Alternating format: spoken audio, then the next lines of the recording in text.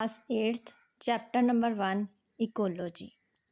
Dear students, आज हम start करने जा रहे हैं चैप्टर नंबर 1 जिसका नाम है इकोलॉजी।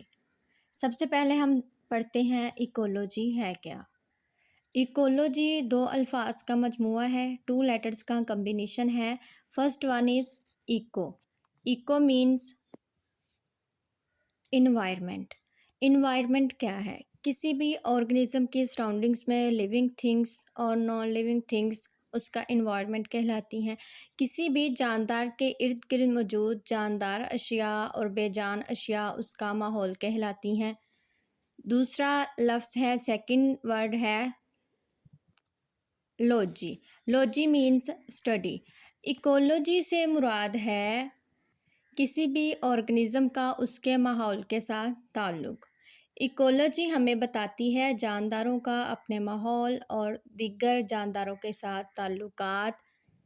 किसी भी ऑर्गेनिज्म के अपनी सराउंडिंग्स में दूसरे जानदारों के साथ क्या रिलेशंस हैं, कैसे वो दूसरे जानदारों पे डिपेंड करता है, कोई भी ऑर्गेनिज्म अपने इन्वायरमेंट में कैसे एग्जिस्ट करता है।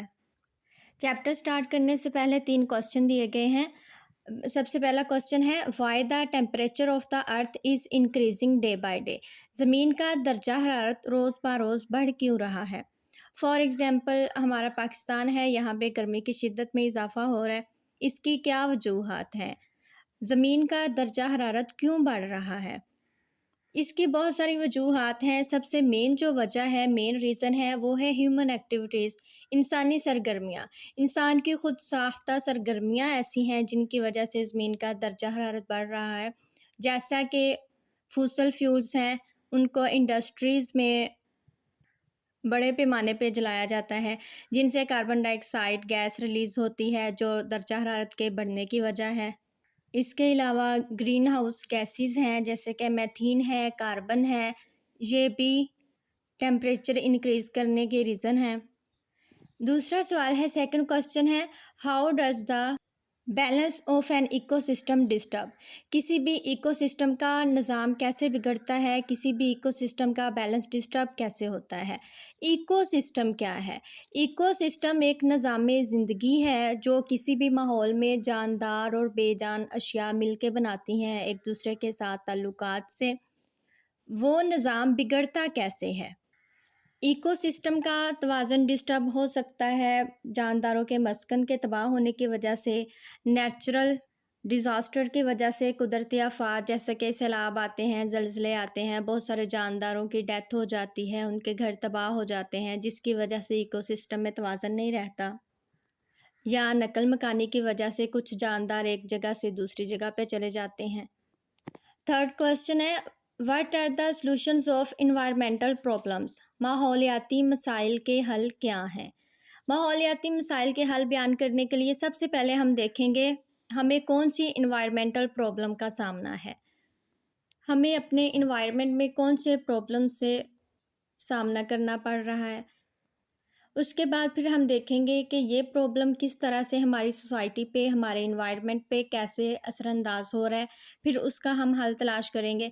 जैसा कि माहौलियाती आलूदगी है, इन्वायरमेंटल पोल्यूशन है, उसके हल के लिए हम दरख्त लगाएंगे, ज़्यादा से ज़्यादा हमारे माहौल को साफ़ रखेंगे, गंदगी से माहौल को पाक करेंगे, कूड़े को मुनासिब तरीके से ठिकाने लगाएंगे। इन तमाम क्वेश्चंस के आंसर हम इस चैप्टर में ब्रीफली पढ़ेंगे। अब हम चैप्टर स्टार्ट करते हैं। The environment in our surrounding has both living and non living things. हमारे इर्द गिर्द का माहौल दोनों जानदार और बेजान अशिया पर मुश्तमिल होता है। Living things of an environment are termed as its biotic component. माहौल के जानदार अज्जा उसके बायोटिक कंपोनेंट्स कहलाते हैं। Bio mean life, biotic components जिंदा अनासर, जानदार अज्जा। अब जानदार अज्जा कौन से हैं किसी भी माहौल के? फॉर एग्ज़ाम्पल प्लांट्स हैं, माइक्रो ऑर्गेनिज़म्स हैं, हम खुद हैं, इंसान हैं, ये बायोटिक कंपोनेंट्स हैं। वेयर एज जबकि non living things of the environment are termed as its abiotic components.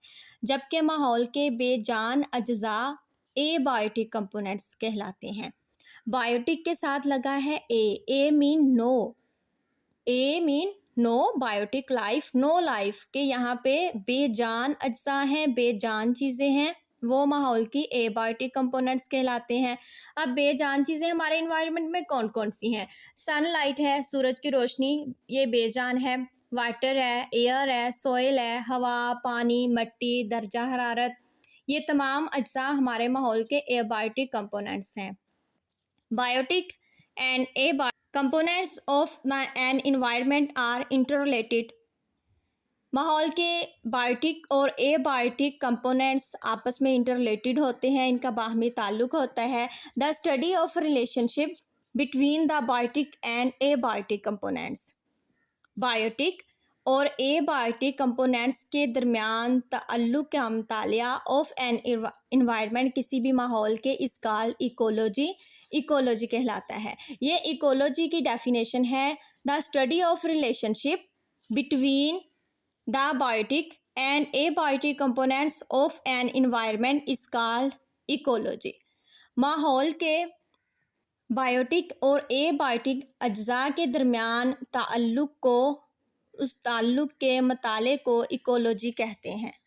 The system of interaction and interdependence, एक दूसरे पर असर अंदाज होने का और बाहमी इन्हसार का निज़ाम between biotic and abiotic components, biotic और एबायोटिक कंपोनेंट्स के दरमियान ऑफ द इन्वायरमेंट, माहौल के, इस काल इकोसिस्टम कहलाता है। अब नीचे डायग्राम दी गई है, एक तरफ है abiotic components of the environment, दूसरी तरफ है biotic components of the environment. जैसा कि हम पढ़ चुके हैं, एबायोटिक कंपोनेंट्स कौन कौन से हैं? सनलाइट है, वाटर है, सॉइल है, टेम्परेचर है, जितनी भी बेजान चीज़ें हमारे माहौल में हैं वो एबायोटिक कंपोनेंट्स हैं। दूसरी तरफ हैं बायोटिक कंपोनेंट। बायोटिक कौन से हैं? Plants, animals, micro organisms. अब ये दो एरो लगाए गए हैं, इनका मतलब है कि इन दोनों का आपस में रिलेशन है। जैसे कि प्लांट्स हैं वो बायोटिक कंपोनेंट्स हैं, अब उनका रिलेशन किससे है? एबायोटिक से, सनलाइट से। पौधे ने अपनी खुराक तैयार करनी है फोटोसिंथेसिस के अमल के लिए, उसके लिए उसे ज़रूरत है सनलाइट की, एबायोटिक की, वो इस पे डिपेंड कर रहा है। इसके अलावा एनिमल्स हैं, उन्हें ज़रूरत होती है वाटर की, पानी की, पानी एक एबायोटिक कंपोनेंट है। अब तमाम बायोटिक कंपोनेंट्स डिपेंड करते हैं एबायोटिक कंपोनेंट्स पे, ये इनका आपस में रिलेशन जाहिर किया गया है इस फिगर में। In an ecosystem abiotic matters, in an ecosystem, एक इकोसिस्टम में abiotic matters like carbon dioxide and water. Abiotic components जैसे कि कार्बन डाइऑक्साइड और पानी आर यूज्ड बाय प्लांट्स, पौधे उनको इस्तेमाल करते हैं, विच ट्रैप द सनलाइट एनर्जी, जो सूरज की रोशनी से एनर्जी लेते हैं, एंड कन्वर्ट दैम, फिर उसको तब्दील करते हैं इनटू फूड, खुराक में। ट्रांसपोर्ट ऑफ एनर्जी, एनर्जी की मुंतकली टू डिफरेंट ऑर्गेनिज्म, मुख्तलिफ ऑर्गेनिजम्स तक, ऑफ बायोटिक कंपोनेंट्स के, एज फूड चेन, जैसा कि food chain is one of the most important, एक अहम फंक्शन, अमल है ऑफ एन इकोसिस्टम का। उन decay of dead bodies of the organisms,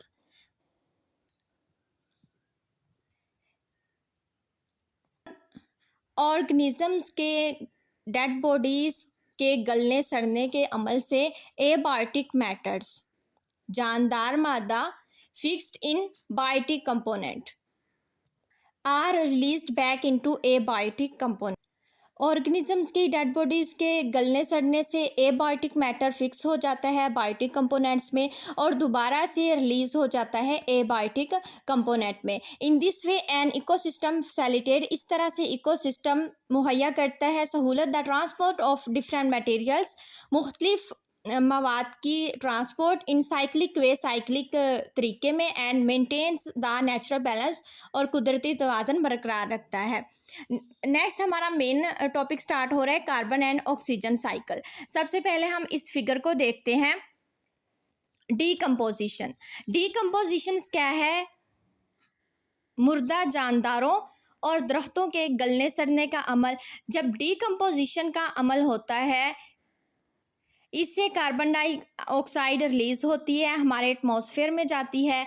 वहाँ से वो कार्बन डाइऑक्साइड यूज़ करते हैं पौधे अपनी खुराक बनाने के लिए। फोटोसिंथेसिस के अमल से सूरज से रोशनी लेते हैं एनर्जी के लिए, और फिर वो ऑक्सीजन दोबारा से इस्तेमाल होती है डिकम्पोजिशन के अमल में। इसके अलावा एनिमल्स हैं, उनकी रिस्पायरेशन होती है, सांस लेने का अमल। वहाँ से कार्बन डाइऑक्साइड रिलीज़ होती है, हमारे माहौल में जाती है, वहाँ से फिर उसको पौधे इस्तेमाल करते हैं। इसके अलावा फैक्ट्रीज़ में फूसल फ्यूल्स की कंबस्चन होती है, वो जलते हैं फूसल फ्यूल्स, वहाँ से कार्बन डाइऑक्साइड रिलीज़ होती है। हमारी फ़िज़ा में कार्बन डाइऑक्साइड जाती है, वहाँ से फिर पौधे उसको इस्तेमाल करते हैं अपनी खुराक बनाने के लिए। वहाँ से वो ऑक्सीजन को रिलीज़ करते हैं जो डिकम्पोजिशन में इस्तेमाल होती है। इस तरह से ये साइकिल एक मुकम्मल चलता रहता है कार्बन डाइऑक्साइड का। इसमें भी यही बताया गया है, carbon and oxygen are two elements that are essential to life. Carbon और ऑक्सीजन दो मेजर एलिमेंट्स हैं जो हमारी ज़िंदगी के लिए बहुत ज़रूरी हैं। इनके बगैर ज़िंदगी नहीं है, क्योंकि हम भी सांस लेते हैं, हम ऑक्सीजन इस्तेमाल करते हैं। अगर ऑक्सीजन नहीं होगी तो हम ज़िंदा नहीं रह पाएंगे। ये हमारी ज़िंदगी के लिए कार्बन और ऑक्सीजन बहुत ज़रूरी हैं। They are naturally present in atmosphere in the form of carbon dioxide and oxygen gases. ये कार्बन और ऑक्सीजन फ़िज़ा के अंदर कुदरती तौर पे मौजूद होती हैं, ऑक्सीजन और कार्बन डाइऑक्साइड की फॉर्म में। They constantly circulate between the environment and living organisms in a cyclic way.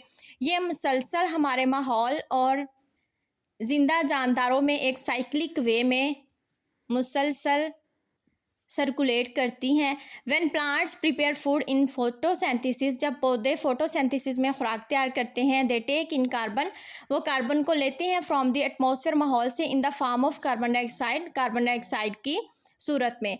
Figure 1.2, जैसा कि यहाँ पे पहले मैं बता चुकी हूँ आपको कि पौधे फोटोसिंथेसिस के अमल से यहाँ से रिलीज़ होने वाली कार्बन डाइऑक्साइड हमारे माहौल में गई, यहाँ से डिकम्पोजिशन के अमल से रिलीज़ होने वाली कार्बन डाइऑक्साइड हमारे एटमॉस्फेयर में गई, फूसल्स एंड फूसल फ्यूल्स से यहाँ पे कार्बन डाइऑक्साइड रिलीज़ हुई। ये तमाम कार्बन डाइऑक्साइड यूज़ कर रहा है यहाँ पे फोटोसिंथेसिस के अमल में। In this process they also release oxygen gas to the atmosphere. इस प्रोसेस के दौरान पौधे ऑक्सीजन गैस को हमारे माहौल में रिलीज़ करते हैं। इस फिगर में यही सब कुछ बताया गया है जो मैं पहले बता चुकी हूँ आपको कि रिस्पायरेशन के अमल से पौधों रिलीज़ होने वाली ऑक्सीजन इस्तेमाल होती है और कार्बन डाइऑक्साइड रिलीज़ होती है हमारे एटमॉस्फेयर में। डिकम्पोजिशन से भी कार्बन डाइऑक्साइड रिलीज़ होती है हमारे माहौल में, और वो यहाँ पे यूज़ होती है फोटोसिंथेसिस के अमल में। All animals and plants respire to get energy. तमाम पौधे और जानवर एनर्जी के लिए रिस्पायर करते हैं, तनफ़ुस का अमल होता है, सांस लेते हैं। During respiration they take in oxygen. Respiration के दौरान, सांस लेने के दौरान वो ऑक्सीजन को अंदर लेके जाते हैं फ्रॉम द एटमॉस्फेयर, माहौल से, and release carbon dioxide atmosphere to atmosphere, और फिर कार्बन डाइऑक्साइड को माहौल में खारिज करते हैं। फिगर 1.3 को हम देखते हैं। यहाँ पे पौधे हैं, यहाँ पे फोटोसिंथेसिस का अमल हुआ। अब यहाँ से फोटोसिंथेसिस के अमल के दौरान पौधा जहाँ पे कार्बन डाइऑक्साइड हमारे एटमॉस्फेयर से ले रहा है, वहाँ पे ऑक्सीजन हमारे एटमॉस्फेयर में रिलीज़ कर रहा है। यहाँ से रिलीज़ हुई ऑक्सीजन हमारे एटमॉस्फेयर में गई, वहाँ से रिस्पायरेशन के दौरान एनिमल्स उसको अपने अंदर लेके गए और उन्होंने फिर रिलीज़ की कार्बन डाइऑक्साइड, वो फिर पौधे ने दोबारा एब्जॉर्ब कर ली। इस तरह से ये साइकिल चलता रहता है। सिमिलरली, इसी तरह से during decomposition and combustion of biomass, इसी तरह से डिकम्पोजिशन के अमल में और कंबस्शन होता है जलने का अमल। Matter of dead bodies, the oxygen gas present in atmosphere, oxygen gas माहौल में मौजूद होती है, इज़ यूज्ड इस्तेमाल होती है, and the carbon of biomass is released into the atmosphere in the form of carbon dioxide, और कार्बन डाइऑक्साइड माहौल में रिलीज होती है। नीचे पूछा गया है, what are fossils and fossil fuels, how are they important? What are fossils? fossils क्या है? fossils होते हैं remains of the living things, जानदारों की बाकियात। वो जानदार जो हज़ारों साल बहुत अरसा पहले ज़मीन में दफन हो गए, उनकी बाकियात फॉसिल्स कहलाती हैं। जैसा कि हम डायनासोर्स के बारे में पढ़ते हैं। उसके बाद है एंड फूसल फ्यूल्स। फूसल फ्यूल्स क्या है? वो जानदार और वो पौधे जो बहुत अरसा पहले ज़मीन बोस हो गए, ज़मीन में दफन हो गए, उन पे वक़्त के साथ साथ फ़िज़िकल चेंजेस आई, केमिकल चेंजेस आई, कीमियाई और तिब्बी तब्दीलियाँ उन पे हुई और वो कन्वर्ट हो गए नेचुरल फ्यूल्स में। नेचुरल फ्यूल्स कौन से हैं? कोयला, कुदरती गैस, ऑयल्स, ये तमाम फॉसिल फ्यूल्स हैं। अब है हाउ आर द इम्पोर्टेंट, ये क्यों अहम है? हम फॉसिल फ्यूल्स की स्टडी करते हैं, उनके बारे में पढ़ते हैं, अब ये अहम क्यों है? फॉसिल्स की स्टडी करना क्यों अहम है? इससे हमें पता चलता है पास्ट के इन्वायरमेंट का, कि पुराने वक्तों में माहौल कैसा था, डायनासोर्स किस माहौल में रहते थे, फिर एवोल्यूशन कौन कौन सी तब्दीलियाँ उस माहौल में आई जिन्होंने मजबूर किया डायनासोर्स को ज़मीन बोस होने के लिए।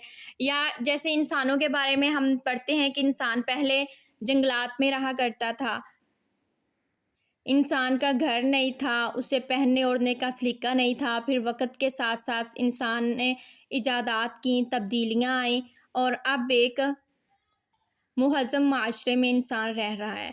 इसके अलावा हमें पता चलता है कि डायनासोर्स को के बारे में हम पढ़ते हैं तो हमें पता चलेगा उनकी हाइट कितनी थी, वेट कितना था, किस तरह के वो जानवर थे, कैसी उनकी शेप थी, उनके टाइमिंग ऑफ इवेंट्स के बारे में पता चलता है कि वो कितना अरसा ज़िंदा रहे, कितना अरसा पहले वो ज़मीन बोस हो गए।